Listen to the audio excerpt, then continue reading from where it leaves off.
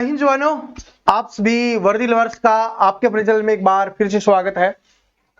दोस्तों, आज हम करने वाले हैं आर्मी अग्निवीर के लिए सामान्य ज्ञान यानी जीके के टॉप 30%। और ये पर्सन वो है जो आपके एग्जाम्स में आते हैं। और आप सभी को पता है कि आपका एग्जाम है जो 30 जून से स्टार्ट हो रहा है। उसके लिए बहुत इंपॉर्टेंट क्वेश्चंस मैं आज आपके लिए लेके आया हूं और आप इसको एक पेपर की तरह देना है कि जैसे आप ये समझ लो कि आप 30 जून को पेपर दे रहे हो ना, वैसे ही आपको पेपर देना है। और आज वाले में मैं आपको थोड़ा सा समय देने वाला हूं जिससे आप सोच सकते हो और आंसर कर सकते हो। ठीक है, चलो बिना देरी के शुरुआत करते हैं। पहला क्वेश्चन आपकी स्क्रीन पे आपको दिखाई दे रहा है। देखिए क्या है कि त्राइन का प्रथम युद्ध कब हुआ था, ये अपने को बताना है। त्राइन का प्रथम युद्ध कब हुआ था, बताइए। त्राइन का प्रथम युद्ध कब हुआ था, तो सभी का आंसर आ गया होगा। त्राइन का पहला युद्ध हुआ था 1191 में। 1191 में क्या हुआ था? त्राइन का पहला युद्ध हुआ था। और त्राइन का दूसरा युद्ध पूछा जाए, त्राइन का द्वितीय युद्ध कब हुआ था? 1192 में हुआ था। पहला प्रथम हुआ 1191 में और द्वितीय या दूसरा जो युद्ध हुआ था वो हुआ था 1192 में। किस किस के बीच में हुआ था? तो यह हुआ था मोहम्मद गौरी और पृथ्वीराज चौहान के बीच में। मोहम्मद गौरी व पृथ्वीराज चौहान जी के बीच में हुआ था। पृथ्वीराज चौहान के बीच में यह युद्ध हुआ था, यह अपने को ध्यान रख लेना है। पहले युद्ध में है वो पृथ्वीराज चौहान की विजय हुई थी त्राइन के पहले युद्ध में, और दूसरे युद्ध में मोहम्मद गौरी की विजय हुई थी। ठीक है, तो याद रख लेना, दोनों एग्जाम्स में पूछता है, पहला 1191 और दूसरा 1192 में। चलो आगे बढ़ते हैं। अगला क्वेश्चन आपका है कि सिख धर्म के संस्थापक कौन है? सिख धर्म, मैंने सिख धर्म, बौद्ध धर्म, जैन धर्म आपको पढ़ाया है जो आपके एग्जाम्स में आता है।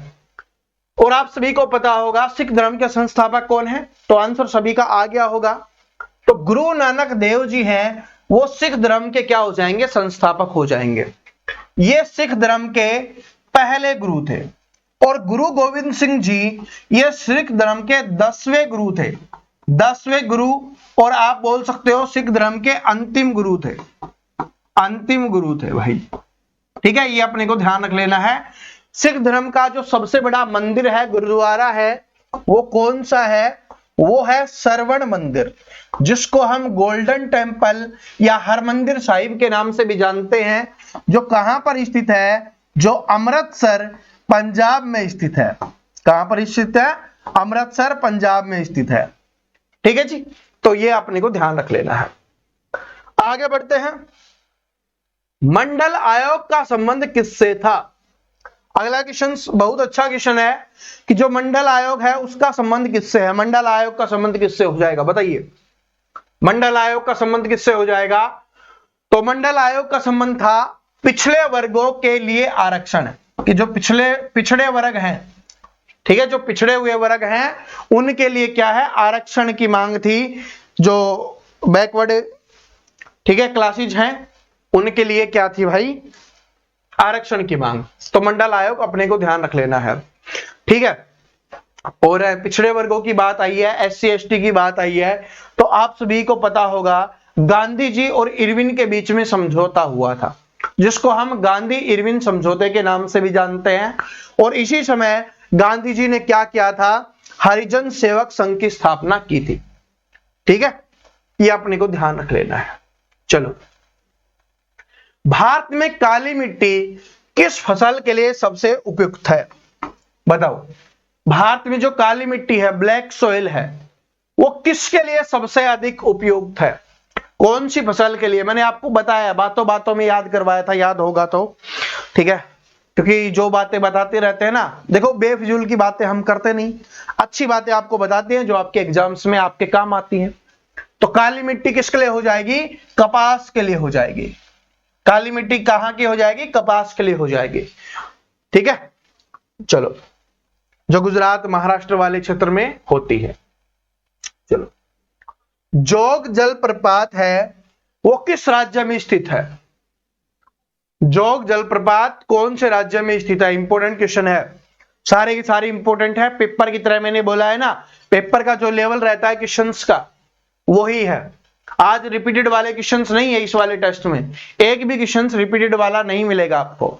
जो हम पढ़ते रहते हैं ना वो नहीं है एक भी, क्योंकि वो तो हम बार बार पढ़ चुके हैं। तो आप बताइए जोग जलप्रपात है वो कौन से राज्य में स्थित हो जाएगा? तो जोग जलप्रपात है अपना कौन से राज्य में है? कर्नाटक राज्य में स्थित हो जाएगा। कौन से राज्य में हो जाएगा भाई?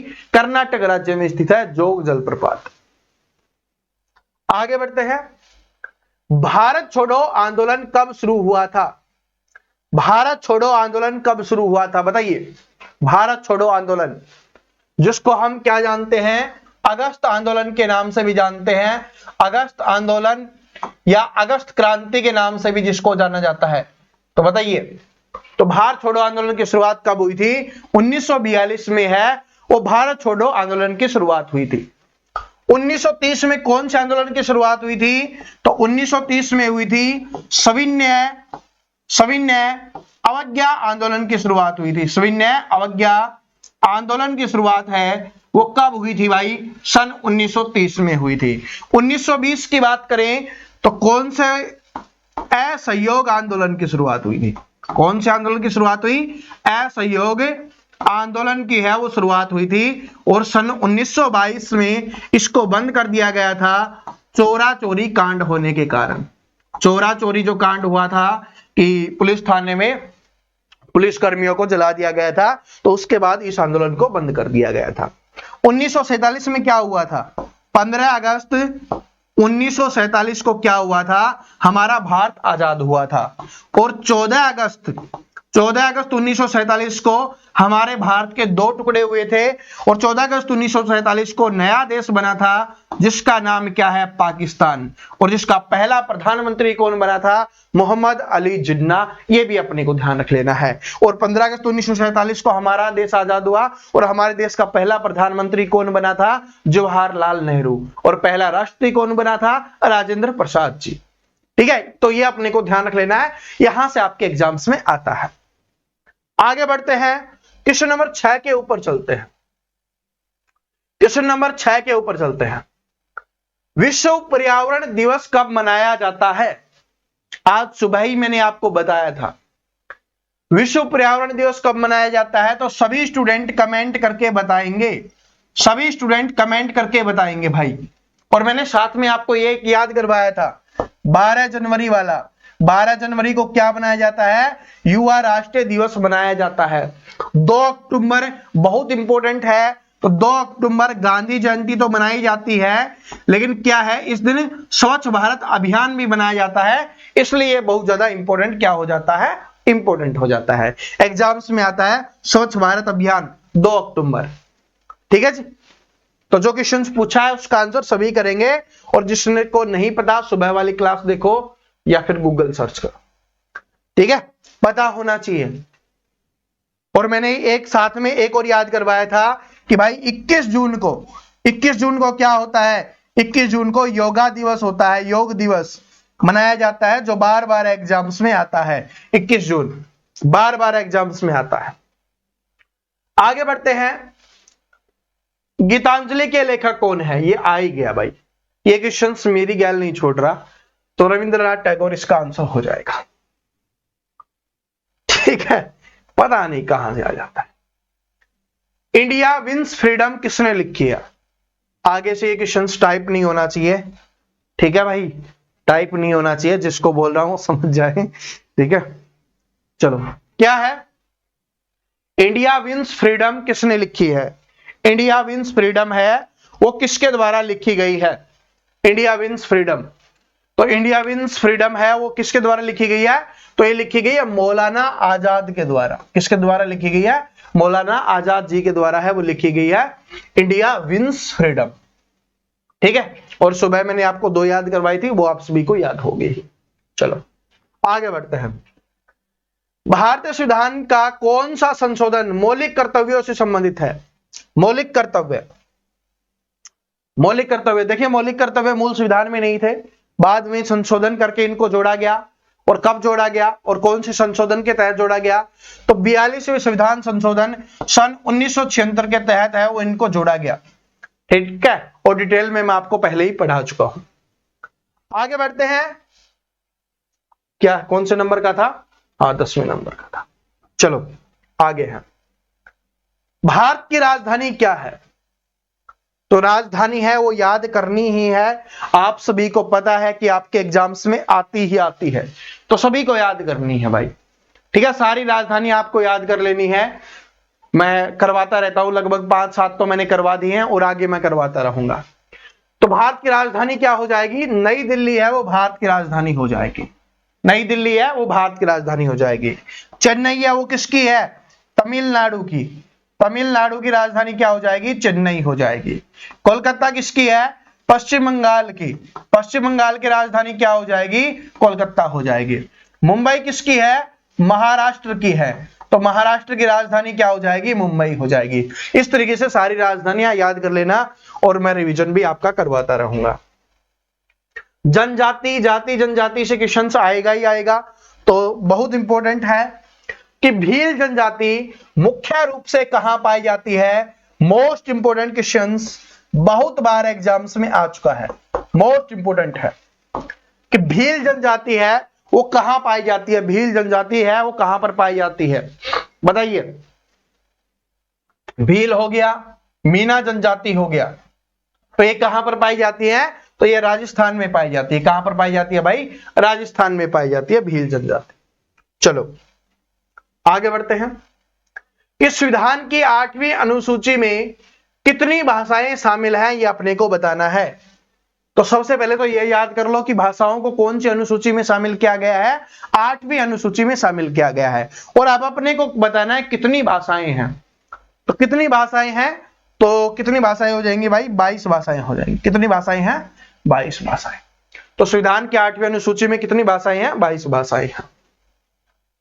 आगे बढ़ते हैं, मौर्य वंश का सबसे प्रसिद्ध राजा कौन सा रहा है, या प्रसिद्ध शासक कौन सा रहा है?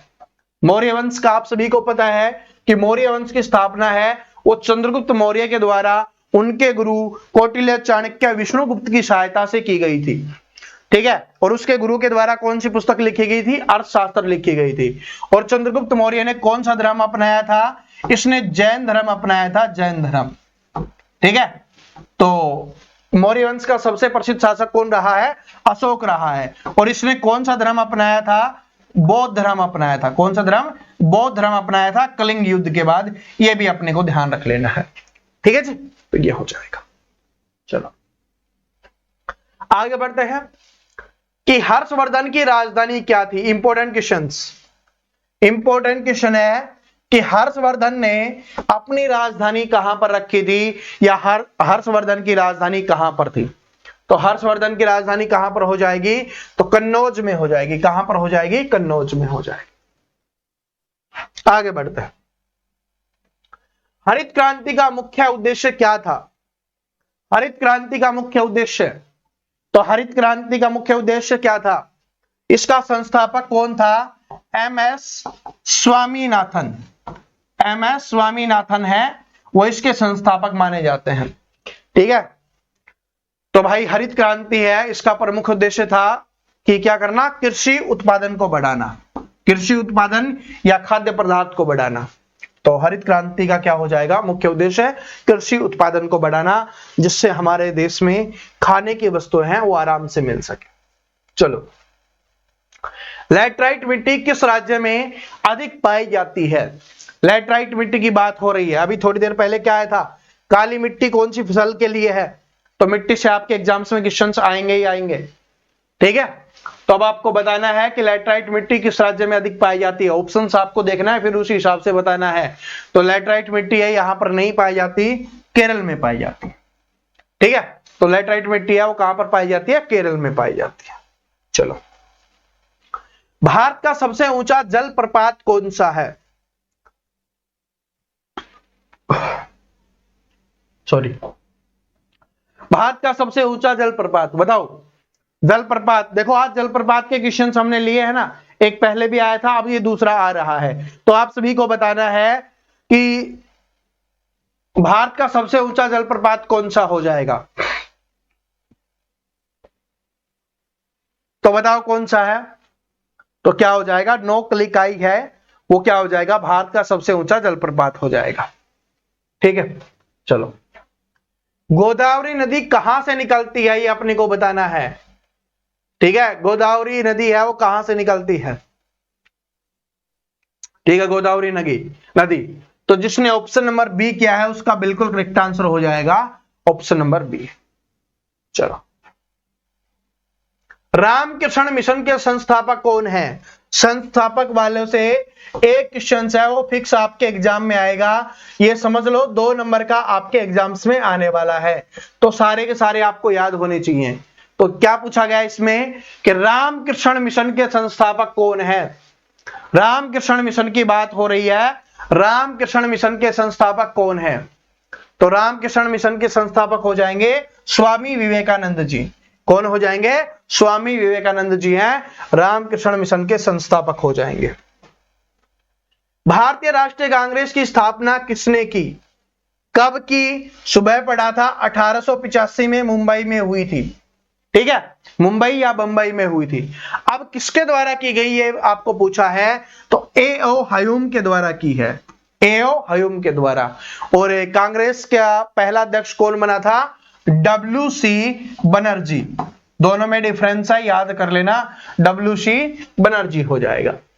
ठीक है, तो भारतीय राष्ट्रीय कांग्रेस की स्थापना किसके द्वारा की गई थी, ए.ओ. ह्यूम के द्वारा की गई। आगे बढ़ते हैं। संविधान में मौलिक कर्तव्य किस संशोधन के दौरान जोड़े गए हैं। ठीक है, मौलिक कर्तव्य वाला पहले भी आ चुका है। ठीक है, पहले वाला मौलिक कर्तव्य क्या ही था, क्या हमने कंफ्यूजन में गलत तो नहीं कर दिया। चलो देख लेते हैं एक सेकंड के लिए, क्योंकि एक भी क्वेश्चन गलत हो गया तो दिक्कत हो जाएगी। ठीक है, हाँ मौलिक कर्तव्य ही है, क्या है, मौलिक कर्तव्य है, फिर कोई दिक्कत नहीं है, गलत नहीं होना चाहिए, क्योंकि गलत हुआ तो फिर दिक्कत होगी।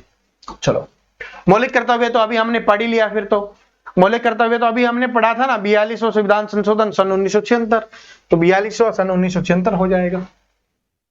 आगे बढ़ते हैं कि पंचायती राज व्यवस्था को संवैधानिक दर्जा किस संशोधन ने दिया है, यह इंपॉर्टेंट है।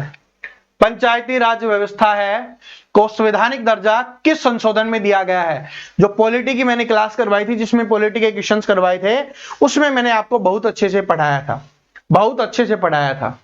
ठीक है, तो 1992 में 73वां संविधान संशोधन, 1992 में 73वां संविधान संशोधन।